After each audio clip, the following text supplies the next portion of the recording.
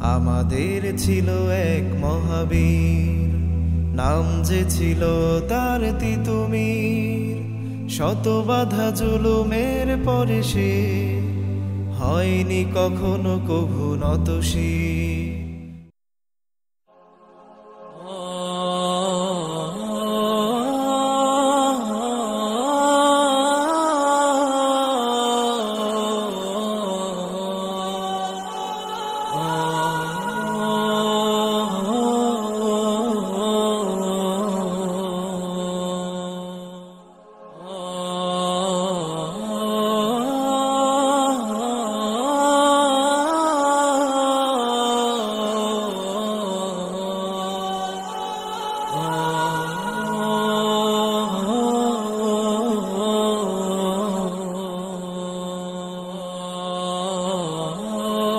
বাবা মারা যাওয়ার পর থেকে সব দায়িত্ব আমার উপরে চলে এসছে। মেজো ভাইটা তার একটু কাজ কাম করে, আর ছোট ভাইটা সারাদিন বসে বসে অন্য অংশ করে, অলস একটা।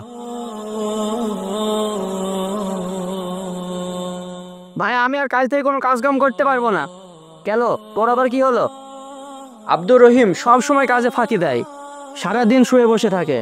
বেলা 6:30 বেজে গেল, এখনো তাও নবাবের খোঁজ নাই। ও মসজিদে নামাজ পড়তে শুয়ে থাকে নাকি? ঠিক বলেছিস। আব্দুর রহিমকে আজকে কতবার করে বললাম যে আমাদের আজকে কাজের মানুষ আসবে না, তুই এসে কাজটা করিস। আজকে ও আসলে ওকে আচ্ছা মতো অপমান করবো, যেন সামনের দিন থেকে সঠিক সময় কাজে আসে। আসসালামু আলাইকুম ওয়া রাহমাতুল্লাহ। ওয়ালাইকুম আসসালাম। এত দেরি কেন তোর? এতক্ষণ কোথায় ছিলি? মসজিদে ছিলাম ভাইয়া। তা নামাজ শেষে হুজুর কোরআন পড়াচ্ছিল, তাই কোরআন পড়তে গিয়ে একটু দেরি হয়ে গেছে। ভাইয়া ও যত সব মিথ্যা কথা। আর হুজুর এতক্ষণ কোরআন পড়ে নাকি? ও হয়তো কাজের ভয়ে মসজিদে শুয়েছিল। না ভাইয়া, হুজুর আজকে একটু বেশি পড়াইছে। আমি চলে আসতে চাচ্ছিলাম, কিন্তু হুজুর বলল আগে পড়া তারপরে কাজ। আচ্ছা ঠিক আছে ঠিক আছে, এত কথা না বলে এত তর্ক না করে তাড়াতাড়ি কাজ কর। একটু পর তো আবার বলবি পেটে ব্যথা। তুই সব সময় কাজে ফাঁকি দিস, তাড়াতাড়ি কাজ কর। ঠিক আছে ভাইয়া।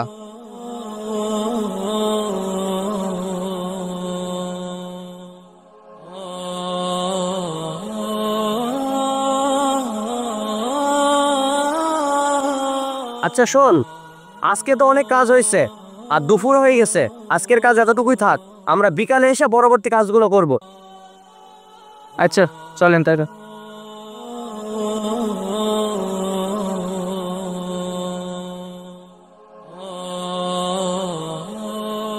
আসসালামু আলাইকুম ভাইয়া। ওয়ালাইকুম আসসালাম। আব্দুর রহিম, আজকে বিকালে কি তোর কোনো কাজ আছে? আমাদের তিনজনকে আজকে বিকালে ইটের ভাটায় যেতে হবে। বিকালে বৃষ্টি হওয়ার সম্ভাবনা আছে, তাই বৃষ্টি হওয়ার আগে আমাদের ইটগুলো গুছিয়ে রাখতে হবে যাতে পানিতে ভিজে না যায়। জি ভাইয়া, আজকে কাজ আছে। মসজিদে আসরে নামাজের পরে তালিম আছে, তো হুজুরকে কথা দিয়েছি সেখানে আমাকে যেতে হবে। কারণ কথা দিয়ে কথা না রাখা মুনাফিকের লক্ষণ, অতএব আমাকে যাওয়াই লাগবে। এই কাজের থেকে ওই কাজে তোর বেশি গুরুত্বপূর্ণ হয়ে গেল। খুব হুজুর হয়ে গেছিস না তুই? ভাইয়া, রাসূল সাল্লাল্লাহু আলাইহি সাল্লাম বলেছেন যে প্রত্যেক মুসলিমের জন্য জ্ঞান অর্জন করা ফরজ। এই তোরা থামবি, এখানে তো বড় ভাই আছে, তাও তোরা তর্ক বিতর্ক করছিস। আব্দুর রহিম, তুই বিকালে তালিমে যাস, আমি আর মেজো বিকালে কাজটা সেরে আসব। আচ্ছা ঠিক আছে ভাইয়া।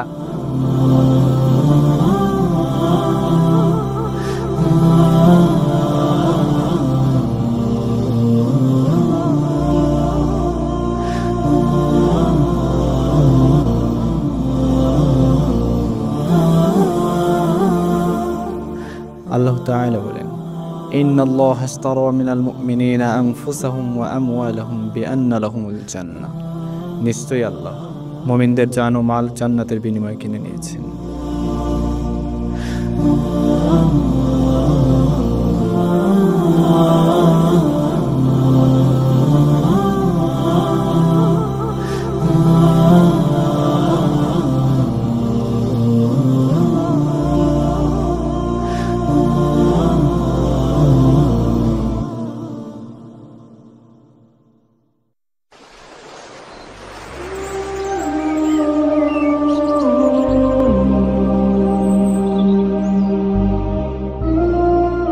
আব্দুর রহিম, আব্দুর রহিম, আব্দুর রহিম, কি সমস্যা তোর?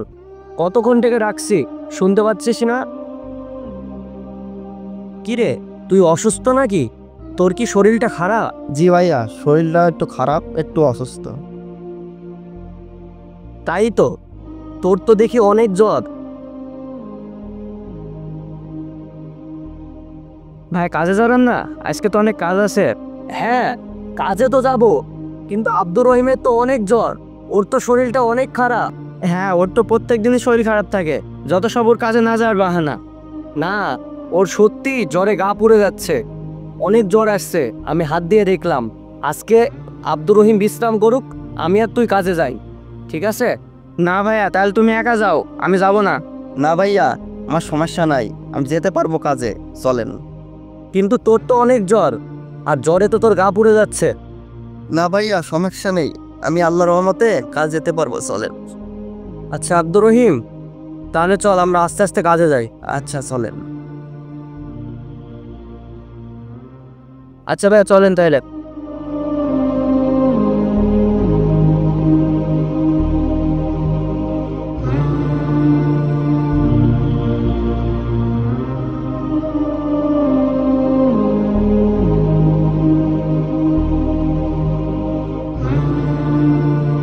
আচ্ছা আব্দুস সামাদ, তাহলে আব্দুর রহিম কাজ করুক, আমি আর তুই চল বাসা থেকে খাবারটা নিয়ে আসি, চল।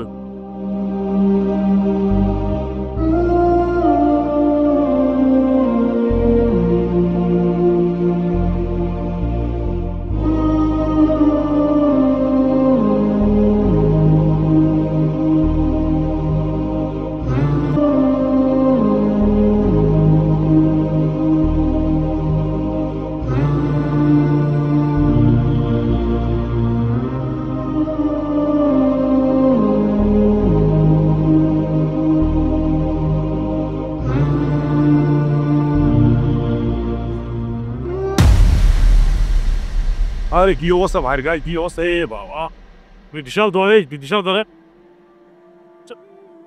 পানি পানি দাও, পানি দাও, সইবুর পানি দাও, অল্প অল্প অল্প পানি দাও। ওরে বাবা, বিশাল অসুস্থ বাবা,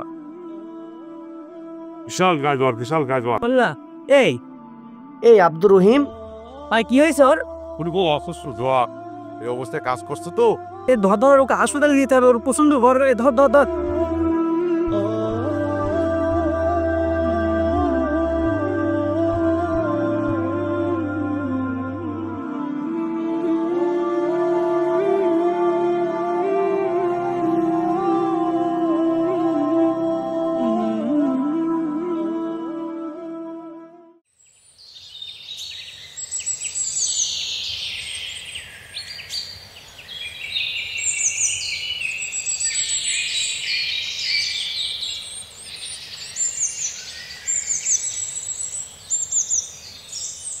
তুই সবসময় আব্দুর রহিমকে হিংসা করতি। আব্দুর রহিম 5 ওয়াক্ত নামাজ পড়তো এবং আল্লাহর দিনের পথে থাকতো, সেজন্য সে একটু কাজ কম করত। তুই সেই দিন আব্দুর রহিমকে কাজের জন্য অনেক জোর করছিস, জ্বর থাকা অবস্থাতে ও কাজ করছে, আর এজন্য আজকে আব্দুর রহিমের এই অবস্থা। জি ভাইয়া, আজকে আমি আমার ভুলটা বুঝতে পেরেছি, আব্দুর রহিমের অভাবটা আমি এখন বুঝতে পারছি। সকালবেলা তার কণ্ঠে কোরআন তেলাওয়াত এখনও মনের ভেতর গেঁথে আছে। আমি যদি তাকে এইভাবে জোর না করতাম, হয়তো আজকে এমনটা হতো না। না, বিষয়টা এরকম না, হয়তো তার তাকদিরে এমনটাই ছিল। কাল থেকে আমরা আল্লাহর ইবাদতের পরে যতটুকু সময় পাবো ততটুকুই শুধু কাজ করব, ইনশাআল্লাহ। জি ভাইয়া, ঠিকই বলেছেন, কাল থেকে আমরা ইনশাআল্লাহ 5 ওয়াক্ত নামাজ পড়ব, আর নিজের জীবন বাঁচিয়ে রাখার জন্য যতটুকু প্রয়োজন ততটুকুই কাজ করব, আর বাকিটা সময় আল্লাহর ইবাদত করব, ইনশাআল্লাহ।